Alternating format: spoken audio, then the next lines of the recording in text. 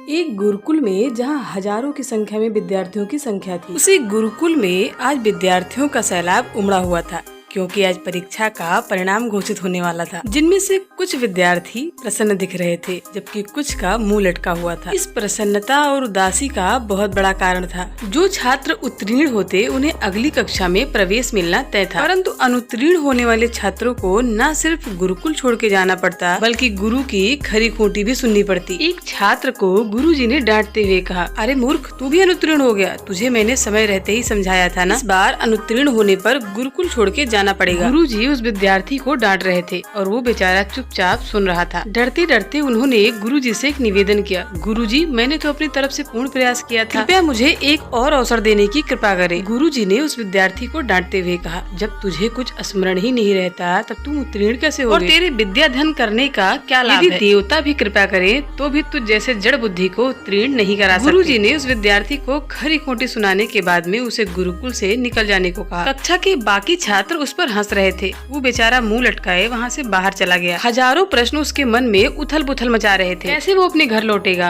अपने माता पिता को क्या जवाब देगा? जब लोगों को इस बात का पता चलेगा कि उसे गुरुकुल से निकाल दिया गया है, तो वो उन लोगों का सामना कैसे करेगा? उस विद्यार्थी का हृदय यही सब सोच सोच कर बैठा जा रहा था। आखिर उसने अपनी तरफ से तो पूरा प्रयास किया था, रात रात भर बैठकर पढ़ाई की थी, लेकिन अगर फिर भी वो उत्तीर्ण न हो सका तो वो क्या कर सकता है? सवालों की इस भंवर में फंसा वो अपने गाँव के पास आ पहुँचा। बहुत तेज हो चली थी तो उसने थोड़ा सा आराम करने का निश्चय किया। धूप की तेज रोशनी सबको जला रही थी और यहाँ भूख भी उसे बेहाल किए हुई थी, इसलिए उसने पास वाले कुएं पे बैठ के सत्तू खाने का निश्चय किया, जिसे वह गुरुकुल से लेकर चला था। कुएं पर कई लोग खड़े थे और सब प्यास के मारे बेहाल थे, इसलिए वे डोलची को बार बार कुएं में डालते और कुएं से ठंडा पानी निकाल कर पीते थे। रस्सी के बार बार रगड़ने से कुएं का पत्थर घिस रहा था। लोग जितना पानी निकालते पत्थर उतना ही घिसता जा रहा था। वो विद्यार्थी दूर बैठकर ये सब देख रहा था और अचानक से उसके मन में एक विचार आया। उसने सोचा, जूट की बनी एक रस्सी से जब इतना कठोर पत्थर घिस सकता है, तो यदि क्या मैं और परिश्रम करूँ तो मैं सफल नहीं हो सकता? आखिर दिमाग पत्थर से ज्यादा कठोर तो है नहीं। उस विद्यार्थी के मन में एक आशा की ज्योति जल उठी। वो तुरंत उठ खड़ा हुआ और उसने निश्चय किया कि वो वापस गुरुकुल लौट जाएगा और फिर से अपना अध्ययन आरंभ करेगा। वो घर के समीप आ गया था, लेकिन वो घर न जाकर वापस गुरुकुल लौट गया। उसे देखकर बाकी अन्य विद्यार्थी आश्चर्यचकित थे। उसकी बातें सुनकर गुरुजी ने उसे बहुत डांट लगाई, लेकिन उसके बार बार निवेदन करने पर उसे गुरुकुल में दोबारा प्रवेश दे दिया। इस बार उस विद्यार्थी ने अध्ययन में रात दिन एक कर दिया और जब परीक्षा का परिणाम आया तो संपूर्ण गुरुकुल आश्चर्यचकित था। वो विद्यार्थी न केवल उत्तीर्ण हुआ था बल्कि संपूर्ण गुरुकुल में प्रथम स्थान प्राप्त किया था। ये सब कुछ जो उसके साथ हो रहा था ये किसी जादू से नहीं हुआ था। ये आश्चर्यजनक परिणाम उपजा था उसकी संकल्प की अमोघ शक्ति से। कठोर परिश्रम और प्रबल इच्छा शक्ति के बल पर ही ये असंभव कार्य संभव हुआ था। इसीलिए किसी ने ठीक ही कहा है, निश्चय ही संकल्प सफलता का प्रथम सूत्र है। सच्चा संकल्प एक ऐसा अचूक शस्त्र है जो कभी खाली नहीं जाता। यदि हम किसी भी कार्य को करने का सच्चा संकल्प कर ले तो ऐसा कौन सा अवरोध है जो उसके मार्ग में चट्टान बनकर खड़ा हो जाएगा? निसंदेह कुछ भी नहीं।